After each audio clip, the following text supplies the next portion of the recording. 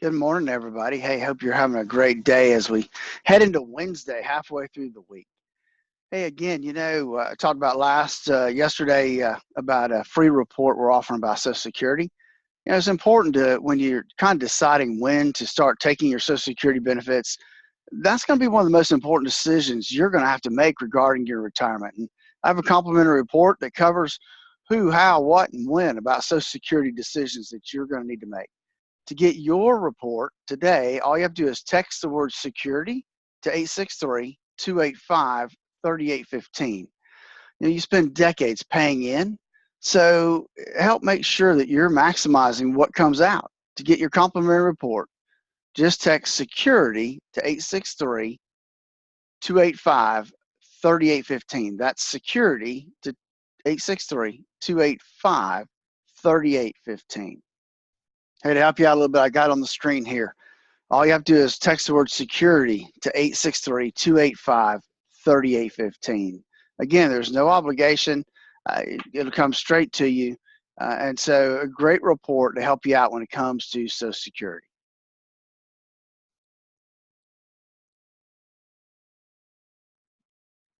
Hey there, it's 8:40 now, 20 minutes before 9. Checking in on your money and find out how your investment portfolio is going. Oh, you don't like that term? How about your retirement fund, your future? Yeah, that's what we talk about this morning.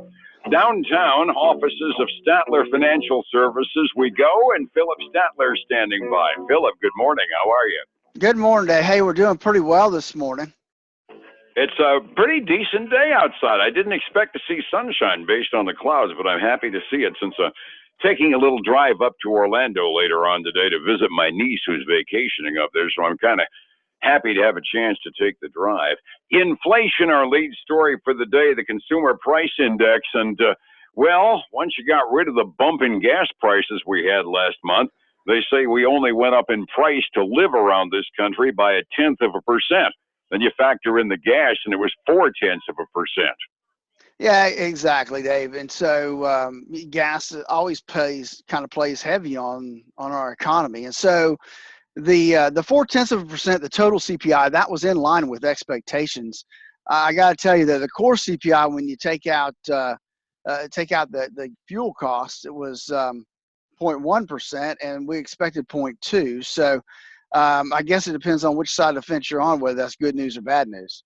Yeah, I was going to say, do we call that a hit or a miss? I mean, lower price rises with just a very small amount of inflation is kind of what people like, but they say that 2% is pretty close to ideal. And the 12-month increase in the consumer price index, it is up by a little bit, but even counting the full 0.4%, we still only have an inflation rate from the consumer standpoint of 1.9%, according to the government, which means the federal government needs to start thinking about trying to trigger inflation, which for an old guy like me just kind of makes my head want to explode. Yeah, it does, and I'm trying to figure out what are they going to do to trigger inflation. It's one of those things that they're going to have to figure out. It'll be interesting to see in the report today if any of that's in the report. Yeah, we only get the flesh out when we do this thing at 8:30 out in the morning, but nevertheless, a little bit of inflation being a good thing, that works.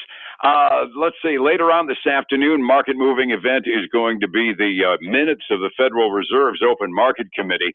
That probably is going to carry even more weight today because we're looking at a very low inflation rate. They're talking about how many interest rates increases they're going to do. Right now, they're settling close to zero. What the discussion was like could prove really interesting now, couldn't it? Yeah, it could. You're right. And so as we start to see some of these inflation numbers coming in, at least some indications there, it will be kind of interesting to see how the Fed deals with that and what their interpretation of those numbers are. Absolutely. Given that we had some indications a few months ago when they raised rates that they were hoping that an increase in interest rates might actually trigger more inflation, which is counterintuitive as all get out. But at the very least, we're going to be interested to see what the discussion was like. I gather as earnings season warms up, and I say warms up because Friday is going to be the first flood of financials, some household names are reporting already, aren't they? We did. We had a couple. We had Delta Airlines come in. They were 6 cents above estimates. Their revenue was also above what was forecasted. The company said that they kind of plan to keep their capacity stable during the summer travel season. So they are heading up this morning by a little over 2.5%.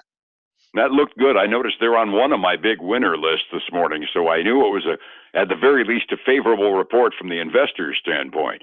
Yeah, the other one we have is Levi Strauss. Now, remember, Levi Strauss just became a publicly traded company in March, their initial public offering. So this is their first quarterly report where they're coming out and telling people here's what they did. So they did, and there's nobody that's saying, hey, this is what we expected, because they're too new.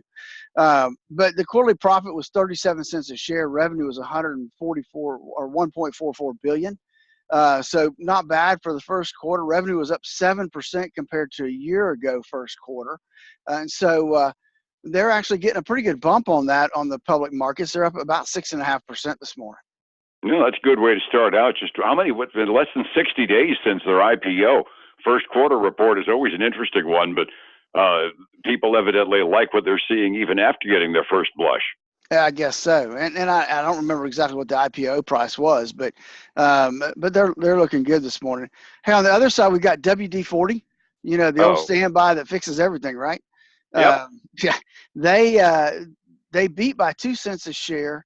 Revenue was a little short as it came in, and so they're trading down about 4%.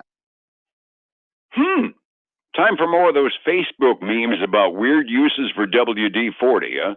Exactly. Yep. I discovered I could use it to clean out a toilet bowl a while ago and used up half a can. The stuff can be used for.